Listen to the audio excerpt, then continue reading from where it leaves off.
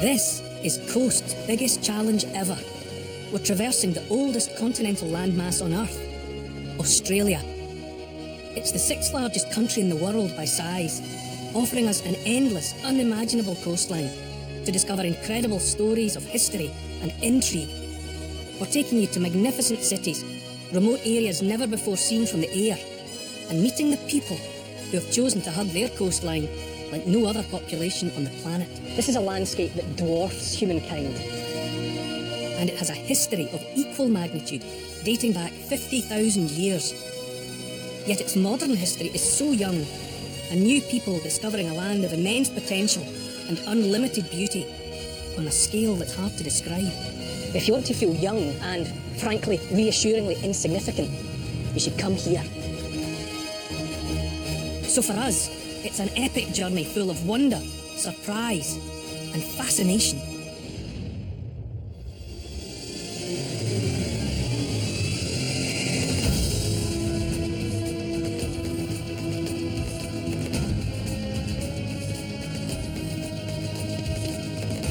I've made it to the top end, to the legendary Northern Territory.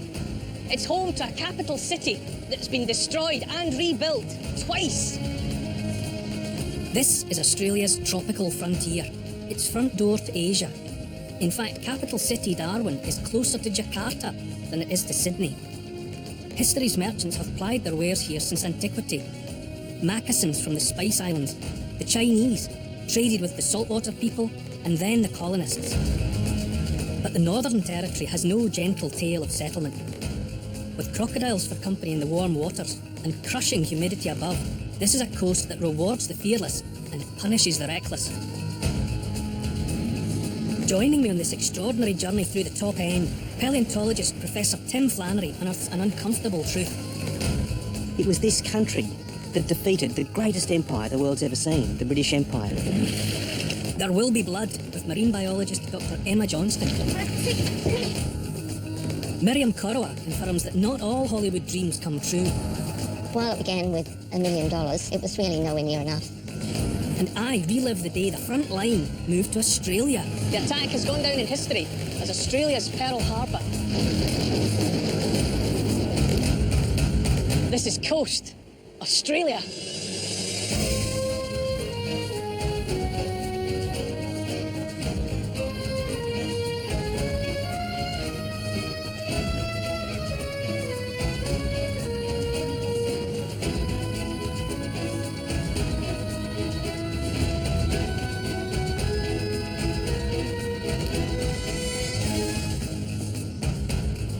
Our journey centres around Darwin, heads to the coastal floodplains of the Adelaide River and up to the pristine Coburg Peninsula in the east.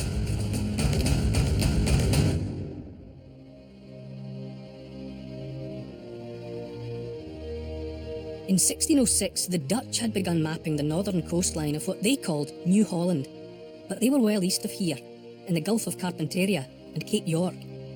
It's generally accepted that the first Europeans to sail into these waters were the crew of the HMS Beagle, under the command of John Lort Stokes, who wrote admiringly of the impressive location of the many-armed harbour. In 1839, HMS Beagle came in here, and the captain was so struck by the natural beauty of this splendid harbour, he decided to name it after a gifted young naturalist he'd sailed with on previous trips, a chap by the name of Charles Darwin. Ironically, Charles Darwin never actually visited this part of Australia, and he would have had good grounds for being grateful for the fact, because it was hellish to settle. The British tried and failed on 3 separate occasions. Eventually, 30 years after the Beagle's visit, a 4th attempt, and this time, success. The state of South Australia, which governed this region, sent a surveyor up here to establish a settlement, a dynamo of a man called George Goyder. Goyder was nicknamed Little Energy, and he was so tenacious he quickly established this camp and ensured it was sustainable. As Goyder built his camp right here on the coast, 2 extraordinary engineering projects were underway. First, an overland telegraph line that spanned the continent from Adelaide to Darwin. 3,200 kilometres across some of the harshest country on earth. Linking up to this, the long-distance undersea cable. Now, it might not look like much today, but when this cable arrived here 150 years ago, it was a huge event. This revolutionised Australia. It provided a direct link back to Britain and near instantaneous communication with the rest of the world. Laid on the seabed, the submarine cable snaked 2,000 kilometres to connect Darwin and Java, and then on to Jakarta, Singapore, Europe and London. A true feat of engineering excellence. Goider's camp and the founding of Darwin was a triumph of endurance rather than inspiration. This tropical strength coastline defeated the British time and again, and particularly harshly in the Cobourg Peninsula, a historical moment that has long intrigued paleontologist Professor Tim Flannery. I've just arrived on the Cobourg Peninsula. It's about 300 kilometres northeast of Darwin, and about as far north as you can get in Australia's top end. And for as long as I can remember, I've really wanted to come here because about 25 kilometres to the east of here, a chapter in Australia's history unfolded that I think is one of the most extraordinary in the whole history of the continent. Oh, hello. Good morning. How are you, Tim? Good morning. Great to see you. Pleased to meet you, mate. It's certainly remote. In the early 19th century, this was the frontier for European settlement in Australia's north. A tantalising prospect for any explorer. Even today, access is limited to boat or plane in the wet season or one long dirt road in the dry, ensuring that something of the severely mythic still attaches to this tropical place.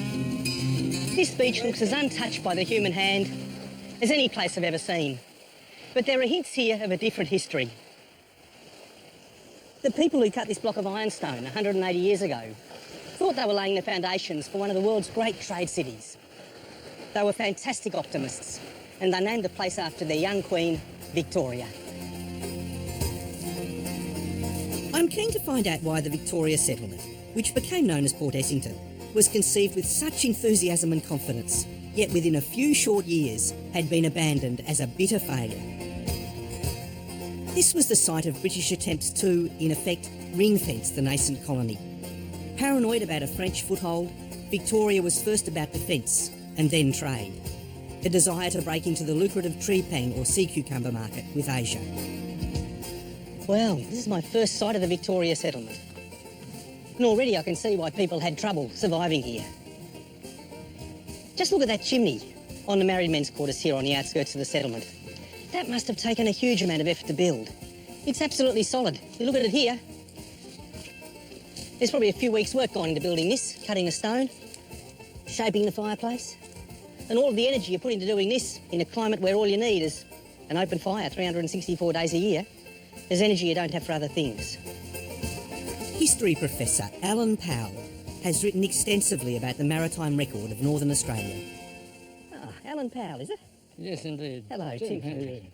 So this could have been Nouvelle France. Possibly, although in fact the English worried too much. The French had already decided by the time this place was set up that they were going to concentrate on New Zealand and New Caledonia. But the British didn't know that. No. That's the only painting I've seen of Aborigines here. But some of the major ones, Jack White there, who was still around in the 1880s to greet the buffalo hunters. So what's the building back here? That's the hospital behind you here. So they were standing right here Yes. when they were painted? They were. Isn't that extraordinary? Look Yes. at that. Well, you know, Alan, I'm really keen to have a look at this hospital because just to an untrained eye, it looks to me to be rather outsized for the size of the settlement. It seems to be a gigantic hospital on what's a rather trivial-sized settlement, really. Well, oddly enough, they thought that for the first 4 years or so there was almost no sickness. And they didn't realise when they started to get supply ships in from Timor that they were bringing malaria with them. And at one stage, everybody except one man on the settlement had malaria. So, It's difficult to comprehend the conditions that the settlers endured here, dressed in their thick woolen uniforms, in their stone buildings, on a day that was so hot that you'd be bathed in sweat just standing still.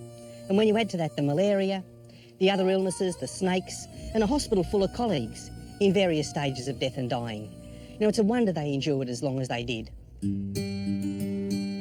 You know, almost everyone who arrived here came by sea.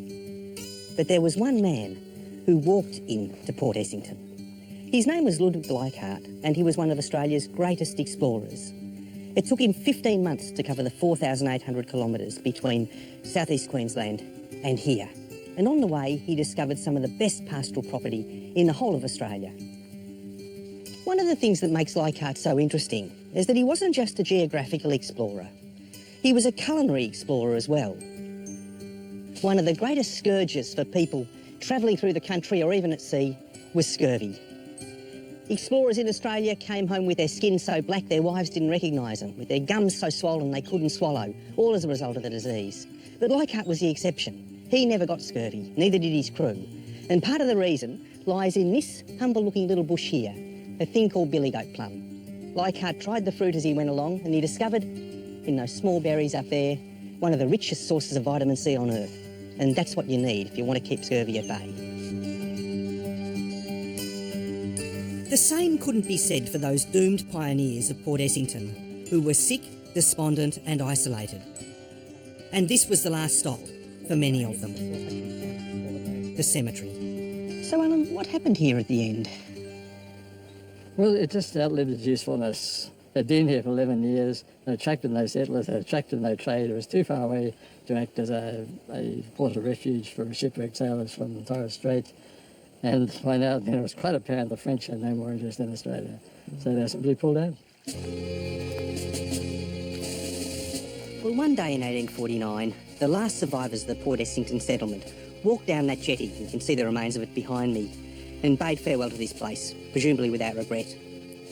Their story was really one of heroic endurance. But for me, it's a deeply disturbing story because they didn't seem to learn through the experience of living in this land. They weren't like Leichhardt, they weren't like the Aborigines. And really, at the end of the day, it was this country that defeated the greatest empire the world's ever seen, the British Empire. And to this day, it's as it was. Pristine, functioning ecosystems, tremendous biodiversity that have endured beyond everything that really the world has been able to throw at it to this point. But the harsh country wasn't done claiming its pioneering victims. Just 3 years later, Leichhardt himself disappeared while on another continent-crossing journey. His warmth towards Port Essington contrasts with another famous visitor's bile. Biologist Thomas Huxley visited by ship in the settlement's last days and recorded his disgust in vivid terms. The most useless, miserable, ill-managed hole in Her Majesty's dominions, fit for neither man nor beast.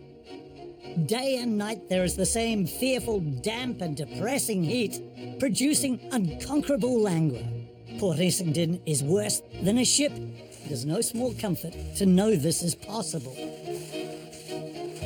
A damning description, but perhaps fortunate for the Coburg Peninsula and its unspoiled environment, when European settlement took hold far away in Port Darwin. This part of the coastline is spoilt for choice when it comes to special places. Many of them are sacred to their traditional owners, people who've inhabited them sustainably for centuries. Long before any European ever laid eyes on this part of Australia, the Aboriginal people living here had a working relationship with a maritime people of the Makassar Kingdom of Goa, part of modern-day Indonesia. They were in the habit of coming down here to fish for sea cucumbers that they then traded with the Chinese. All of that created an Asian legacy that lasts to this day, and it's why this region is known as a melting pot, not because of the crushing heat, but because of the people. Contact between Australia's northern indigenous peoples and the Macassans who hailed from Sulawesi and other Spice Islands dates as far back as the 1600s. Later, in the 1700s, they exchanged commodities like tobacco, cloth and rice for the right to harvest a highly prized sea cucumber. The Macassans lived semi-permanently along this tropical coastline and mixed in with the locals until trade dwindled out after tax and licences were imposed by the British towards the end of the 19th century. Today, 50 different cultures live and work together in Darwin. Asian, European and Aboriginal cultures blended together in this cosmopolitan city. I've come to secluded Casuarina Beach, just north of the city, to catch up with Rocky Lee, a fisherman and artist who traces his lineage back through that rich multicultural mix. We paint what we call X-ray style of art, so it shows internals. I see. If it wasn't for my Aboriginality, I wouldn't be doing this. I wouldn't be painting. I wouldn't be hunting. I wouldn't be doing the things that I'm doing today. How do you see yourself in terms of Aborigine? Asian? I have both different ancestors in me, but the strongest of my feelings is towards my Aboriginal side. If you lived in Darwin for any period, you'd soon find that you'll have a cross, multicultural crosses that you didn't think were possible. The triumph of Australia's immigrant history, colours and cultures living together in sublime surroundings, but always with the knowledge that theirs is a coastline open to reward and provocation, both natural and man-made. We're travelling along the top end of Australia. The history of this coastline is one of challenge. It thwarted settlement for a further 50 years after the first fleet arrived in Sydney in 1788.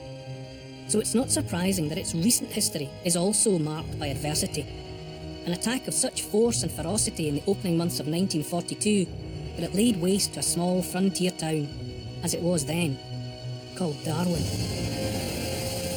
Among the library of stories about World War II, there are few to choose from that feature combat on Australian soil.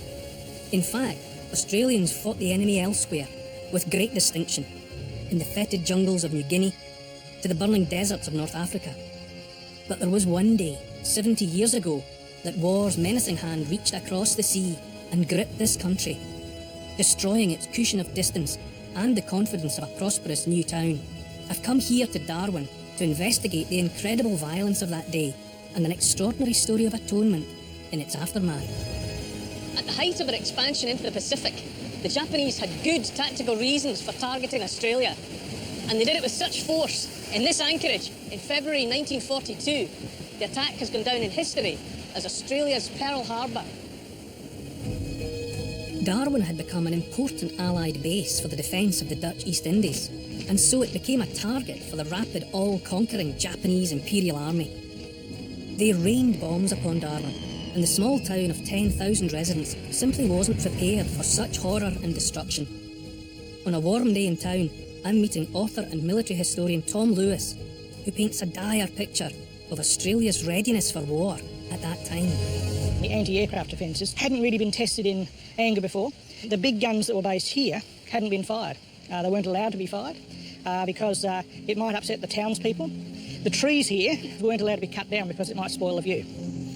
So there were a lot of board troops sitting around wondering whether they were going to be able to defend the place at all. Some of the ammunition was World War I, and some of it was marked not for use in the tropics. And it's pretty hot here. Yeah. So they weren't that prepared, but there were quite a number of them, and they were ready to fight. And when they did have to fight, they did a good job. The Japanese were expected, but we weren't sure on which day they'd arrive. And we thought they'd arrive from this direction. But in fact, they arrived from... Which is? That's roughly north. Right, all right. They arrived from pretty well that direction. So taking the enemy by surprise. And the initial attack was from high-level bombers, at about 10,000 feet, followed by the dive bombers after the high-level bombers had done their work and left, and escorted all the time by the fighters. And 188 aircraft, it was pandemonium. The raid began on the 19th of January 1942, just before 10 a.m, and lasted till about 10:20. Only 25 minutes to destroy Darwin Harbour and then the town. 36 Zero fighters, 71 dive bombers and 81 level bombers comprised the Japanese attack force that assaulted Darwin. The post office was utterly destroyed. The civilian people were killed inside, and a number of big buildings were struck. But the main action was in the harbour, so it was here. And right throughout this area here were fighting ships trying to put up a defence against the aircraft. Within hours, 235 were dead, including civilians, and 22 ships, 38,000 tonnes worth, were sinking or sunk. So it was a catastrophic event. It was as bad, really, as it could have been. It's the biggest attack on the Australian landmass we've ever had. What were the Japanese hoping to achieve? What's their strategy here? Two main reasons for attacking Darwin. The first is that they'd now taken the Southeast Asian Japanese Empire that they'd hoped for, stretching down as far south as the islands of Indonesia. They'd overrun Singapore, they'd swept the Americans out of the Philippines, they'd done a great job. Now's the time for consolidation. So what you don't want is this large, deep water harbour with airfields and oil tanks and everything else to be used as a base to attack what you've now got in Southeast Asia. So that's reason one. But reason two is they were going to take New Guinea. Part of the plan was to take New Guinea because if you took New Guinea, you can control the eastern seaboard to Australia and you can stop the perfidious Americans arriving to attack the Japanese. And this is? This is one of the guns from USS Peary, fighting destroyer of the United States Navy. And she went down on the 19th of February, fought very bravely, but the end was over for her within 10 minutes, 12 minutes. Was USS Peary the single biggest loss of life? Peary lost 88 people, and the gun points to where she went down. Stern down in the water, gun still going, surrounded by smoke. Very sad. A day of great tragedy and loss, the scars from which dwelt within the hearts, minds and landscapes of the besieged for many years. But Darwin's dark memories defied history, and within a few short years took a remarkable turn towards reconciliation.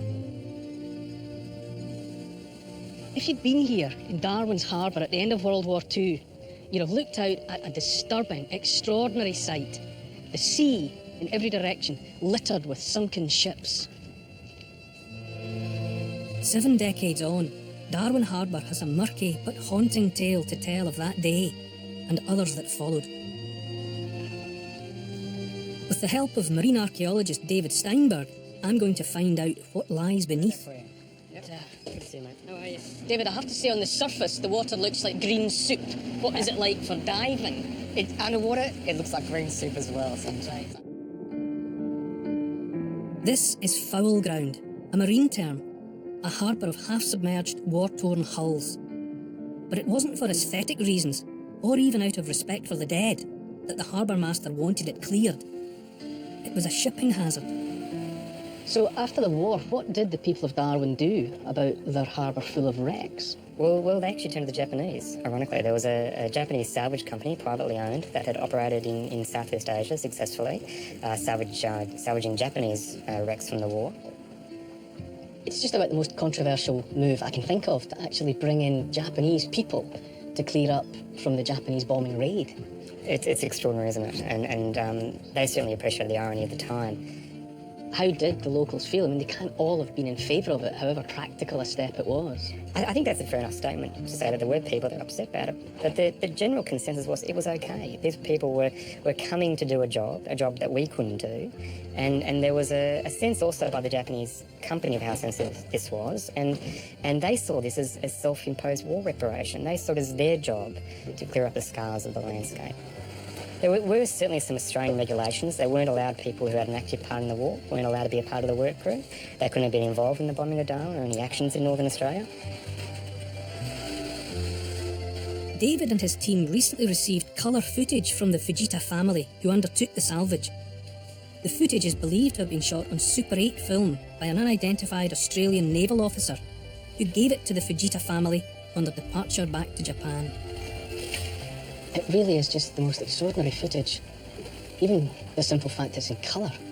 I don't know about you, but there's something about a shipwreck, it just looks dead.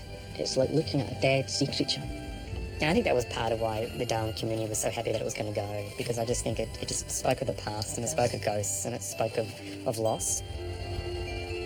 Talk about historical irony and grace.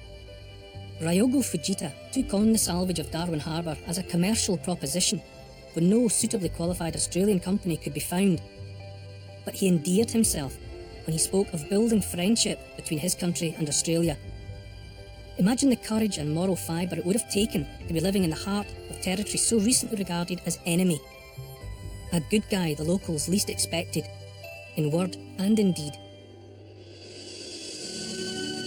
The abundance of life here is not confined to the coastline. As we travel along the mangrove fringe of the Northern Territory, the sea arcs and reaches into the unique coastal floodplains of the Adelaide River, where Miriam Korowa investigates the intriguing history behind one of the most unusual agricultural endeavours undertaken in this country. It was an idea that bizarrely brought Hollywood to Humpty-Doo, about an hour southeast of Darwin and 1,000,000 miles from anywhere else. Heather Bolden from the Friends of the Fog Dam explains the vision splendid to me. Heather, hello. Hello, Miriam. What's the significance of this area? Well, this place is Fog Dam, which was built for the Humpty Doo Rice project of the 1950s. After the bombing of Darwin in the Second World War, the Australian government was keen to develop the north, increase the population. One of the federal ministers at the time, Harold Holt, went to the US and sold the idea of growing rice here in the Northern Territory on the Adelaide River floodplains. The late 1940s and into the 50s was boom time in America, but also the advent of the Cold War. The dream was to grow rice in Humpty Doo to support a recovering post-war world, in the fervent belief that hunger bred communism. The Northern Territory could become the region's food bowl. New skills, new markets, big money, and big ideas here would feed the starving millions of Asia and become a bulwark against the spread of communism. Through Holt's Washington connections, the idea was taken up by a syndicate of wealthy businessmen, along with TV personality and philanthropist Art Linkletter. They invested heavily, and Territory Rice Limited was born in 1955. Here in Northern Australia, Humpty Doo Farm, along the flats of the Adelaide River, 30 miles from the coast, is producing a robust long-grain rice, ready for world markets. The project, though, was absolutely massive. It ended up being a joint Australian-American project, and the agreement was that the business could have 200,000 hectares of land, which would be from more or less the Adelaide River to Kakadu, for rice farming, which is pretty amazing. And they went into it in a big way with machinery and very little planning, and expected sort of it to work out quickly too. As we've already seen and heard, this coastline is not to be underestimated, especially by men with more money than sense. For such a grand scheme, at $1 million, it was woefully underfunded. The distance from Darwin along 70 kilometres of rough track was a major impediment to its success. The wet season delivered rain in monsoonal floods, bogging heavy harvesting machinery for months, while the rest of the year was bone dry. The local bird life was blamed wrongly of eating too much grain, and if those weren't challenges enough. They were also using some of the water from the Adelaide River, which, being close to the sea, would sometimes be brackish, and they were growing salt-sensitive rice. So, I mean, as I say, so many issues, really. A champagne business model drowned by assaulting Mother Nature. By 1960, after only 5 years, the project went down as one of the biggest agricultural failures in Australian history. And a final irony, little did they know that wild rice had been growing in these coastal plains and harvested by Aborigines for thousands of years. Perhaps someone should have asked them before embarking on what was a grand folly. History repeating itself. Much like the fate of this coast's early settlers, Australia's unforgiving northern frontier defeated the unprepared. To survive and prosper here requires tenacity, local knowledge, and a wide variety of skills. And a particularly fine example of all that is a legend who's harvested more from these muddy mangroves than the average man. All the history books will tell you that Australia was first sighted by Europeans in the year 1606. But a curious piece of flotsam has turned up in these parts that could rewrite the history. I'm told the mysterious artefact was turned up by a local fisherman, Bill Bousted, who just happens to be a former world champion in a very niche sport. How you doing, Bill? Hey. World barefoot crab tying, in fact. Good on you. Good to meet you. And this is Bill's bountiful backyard, about 30 kilometres northeast of Darwin. Mangroves and mudflats that are the perfect habitat for the highly prized crustacean, mud crab. Here's the first spot. Feels good. You take them, they're straight keepers. Well, we move on and see if there's some more in the next spot. Some place you've got here, Bill. It is, eh? But you've seen nothing yet. Well, here's another pot. We'll try this one. This one feels kind of light. Oh, look! Gigantor! Look at them! Oh, I look win! at that! I win! You win! You win! Them monsters! Champion! Right, so we're going to tie them up, yeah? Oh, look, it's the size of it. How much damage could the claws do to a person's fingers and toes? Oh, see those beady eyes? Yeah. When they grab you, they just give a bit of a squeeze and they look you fair in the eye and say, is that hurting? And then they squeeze a bit harder. And why are you putting your bare foot on it? That just seems that seems like the wrong thing to do. You need the toe to be able to hold it down. You can't really get a feel if you've got the boots on. Yeah, it sounds sort of like it's more risky than that, but it's not. So you go around there like that, tip him up and over. So neat. And that makes it that then he's you safe make it to look so handle. simple. Yeah, it is rather simple. Grab another one. Right, do another one. So in the competition, what were you required to do? We stood on a stage and they'd throw 3 crabs, wild and woolly, to each contestant, and you had to then grab them one at a time, tie them against the clock and the other contestant. Yeah. And how fast were you able to tie a crab? Well, my record was 3 crabs in 32 seconds. What a strange and unexpected skill to have. Barefoot crab tying. And before you ask, no, I don't want to go. Now that I've escaped that challenge, Bill is going to cook up some of his morning's catch for me to try and see what all the fuss is about. Instant death. Instant death. Right, Bill, while we wait for those crabs, tell me about this. Where did this come from? Well, I was waiting for fishing that particular day, so I had time on my hands, so I walked through the mangroves along an old ancient sort of beach line, and this was just exposed at the top of the high water mark. Oh. Have you had experts take a look at it? I have. I took it to the Wollongong University. It came back probable Southern European of 500-600 years old. And by Southern European, what countries do you mean? They thought that it could be Portugal, and that Portugal at that time, there were suspicions that they'd been in the area here around those sort of dates. So you don't think that this vessel washed ashore from further north in Asia? I would like to think that that it was thrown off or for whatever reason discarded from a Portuguese vessel within close range, but that's a bit of, that's my dreaming. I'm with you, that's a good one, I like that. No, never let the facts get in the way of a good story. Oh, well, that's what I think too. And if history is anything to go by, Bill's dreaming is not too far-fetched. After all, the Portuguese, at the height of their imperial reach in the 1500s, were a colonial presence in the Spice Islands of Southeast Asia. Time for lunch, and my first taste of fresh mud crab. Is that going to... Oh, yeah. The next best thing is a bit of fresh bread and a real cold beer. You got that? I have. Crab is my favourite food in the world, and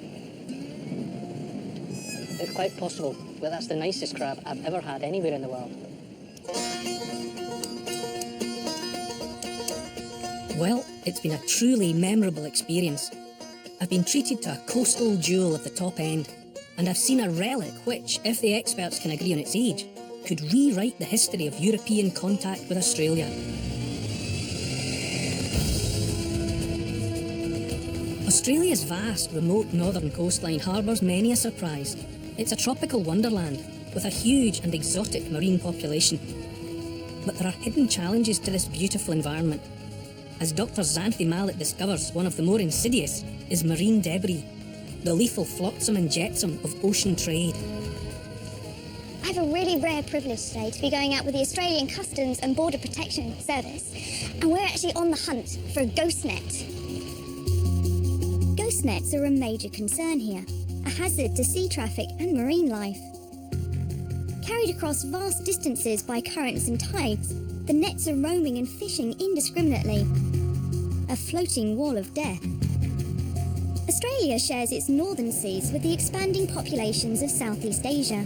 With increasing demand on declining fish stocks, fishing is getting harder. So, bigger boats are fishing with bigger nets, which can be lost or discarded only to drift the oceans for months or even years, becoming ghost nets. 2 hours from port, they've spotted a net, as Northern Territories Fisheries Simon Zureb tells me. The tide's got now, and it's just poking its head up. You can see there's not a lot of floats up top, and it is definitely caught on a reef. It looks quite small though, is that one a problem? Something that size? Everything's a problem. So we've seen nets about 40 centimetre by 40 centimetre, pieces of net, and those things have killed turtle just by themselves. So a panel that's about that big, as big as a rubbish bin lid, is a potential killer for turtle and wildlife.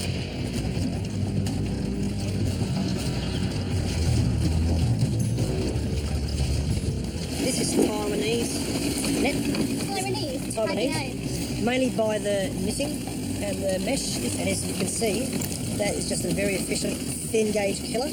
So a lot of fish will get caught up in this easily. Would this have washed them then from outside Australian waters? This has been more travel than backpackers. This thing here might have been in the water with the green slime in it for up to maybe 2 years or a year at least. The net is caught on a reef 12 metres down. Captain Nathan Crofts and Simon will wrap a line around it to gauge its weight and size. With the line in place, the boat moves forward. And the rope that can carry 2.5 tonnes snaps. Well, the big boat just moved 50 metres, and that's moved on a big angle. That net's massive underneath, so that is the tip of the iceberg. That thing might even be going 5 to 6, maybe even 10 tonne, who knows. It's a big net. Having ascertained the size of the ghost net, the crew secures it and marks its location. The net will be retrieved and destroyed by a specialist vessel. So, it's been a good day for this multi-agency crew.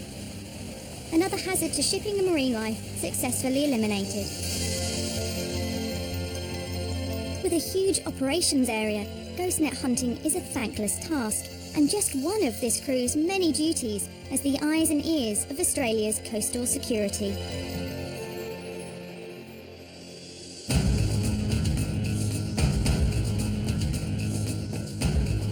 The north coast of Australia teems with life both onshore and off. But what Mother Nature supplies in abundance, she can also destroy, with fury and without excuse.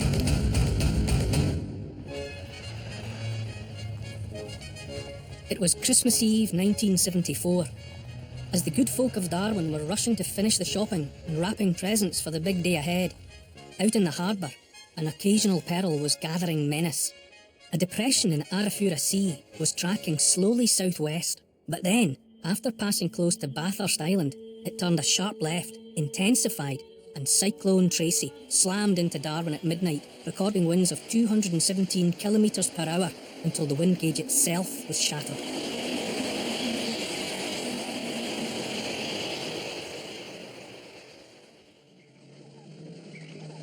The term Merry Christmas will probably always be a dirty term for Darwin people following Cyclone Tracy. And one of the sad things about it is that I don't think anyone really took the danger seriously. Sundown on Christmas Eve, there's a bit more wind, a bit more rain. But I don't think anyone was going to allow it to spoil their Christmas.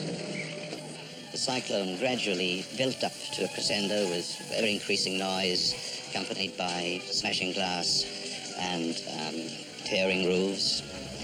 And then it was quite classical because in the middle we had a very brief lull, rather than a complete calm, a lull. We even went in and assured the kids that Santa would be able to brave Cyclone Tracy without any trouble. Then Tracy really struck. There had been damage, there had been sheets of iron torn off roofs, there had been roof joists torn away, and these came back at us from a different angle at possibly twice the speed of the first stage. In the morning's gloom, the city counted its losses. 49 dead, a further 16 lost at sea, 70% of homes and buildings destroyed. No one escaped unscathed. A flying sheet of iron off the roof next door flew through the bedroom window. And the next thing I knew, I was flying out with the refrigerator and the kitchen sink and the cupboards. The complete house, walls and all just disappeared, leaving us out on the yard. Just picked us up and threw us. And what happened to your wife? My wife was killed. Flying debris? Debris. Essential services were severed. Food and shelter at a premium. Such was the devastation, an airlift was organised. The biggest peacetime evacuation ever undertaken in this country. Many residents drove out. Within weeks, 3/4 of the population had left. Those that stayed had to face the massive clean-up task and begin the rebuilding of a city. It was a Christmas to forget. The people who are the Darwinites or the Territorians, they believe in it, I believe in it, and I believe that Darwin has a great future. 40 years on, and Darwin is a boomtown of mining and tourism, a multicultural gateway to Asia. Proof again that these are no ordinary people that enjoy life along this recalcitrant coastline. Living on this coast also requires a unique antenna for wildlife. Australia has no shortage of beasties that can bring a sunny bushwalk or a dip in the sea to a premature end. Up here is an age-old survivor that rules its domain both on land and sea. Marine scientist Dr. Emma Johnston delves into the danger zone. In the top end of Australia, headlines like these sell many a newspaper and fuel our morbid fascination with one of nature's great survivors. But our relationship may be about to change for the better, and that's what I'm here to investigate. In the natural world, when humans run foul of crocodiles, we usually come off second best. If the bite and death roll doesn't kill, then the subsequent infection can be lethal. Because crocs can carry bacteria and diseases that are foreign to humans and don't respond to our antibiotics. But after vicious encounters, wounded crocodiles can live on without succumbing to infection, even in filthy waters. It must be something in the blood. And that sparked the interest of Dr. Adam Britton, a zoologist who's been studying crocodiles for 17 years. Yeah, well, you see it all the time. You see wild crocodiles, you pull them out to the river, and either they're missing an arm or they've got this giant gash down their stomach. And you see it in captivity as well. I mean, there's really horrific injuries. And a week later, it's completely healed. Mm-hmm. So their immune system's doing something really cool. And can we test this? Can I see it in action? We can, actually. We can do a really, really simple test, which hopefully will work. So what I'm going to need is some crocodile blood, but I'm also going to need some of your blood. I want to show you just how effective crocodile blood is against your blood, which is going to be pretty useless in comparison. It's high tide in Darwin Harbour, and I've got to get some crocodile blood. I'm joining Northern Territory Parks Rangers Tom Nichols, Rachel Pearce and Danny Best to inspect traps as part of their monitoring of crocodile health and numbers, which have increased significantly since hunting was banned in 1971. How many years have you been working here? I've been working with Parks and Wildlife 33, nearly 34 years 33 years. Things have definitely changed a lot. When I first started, obviously crocodiles weren't a problem. They were still on the endangered species list. Now there are more than 100,000 crocs, which means the increased likelihood of contact between us and them. So has anyone ever been bitten? I've been bitten once, but yeah. Wow, when did that happen? Oh, 10 years ago, yeah. Yeah, right. Up here, guess you'd call that a flesh wound? The traps are set using cuts from a wild boar carcass and are checked 3 times a week. Captured crocs are recorded and then given to local farms. So what's Rachel doing now? Rachel said the zip tie in the hand. Mm-hmm. The snout rope will be going down for the centre of that, and then she will put that behind the rope. Mm-hmm. Close the jaws, and that locks the jaws tight. Okay, open that front gate up.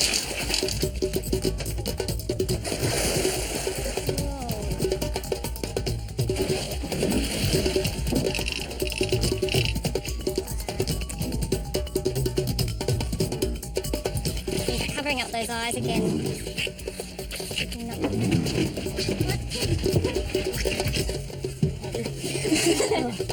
Okay, from here we're just going to take a blood sample. So we'll see if we can get one. Sometimes you can't always get it, but we'll see what happens.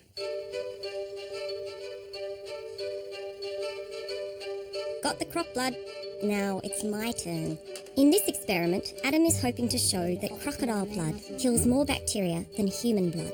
Well, we're going to take a very small amount of this and we're going to put it onto these agar plates. Now, each one of these has got a colony of bacteria on it, evenly spread. You put 1 drop there on the crocodile side, and then also do the same with the human serum here.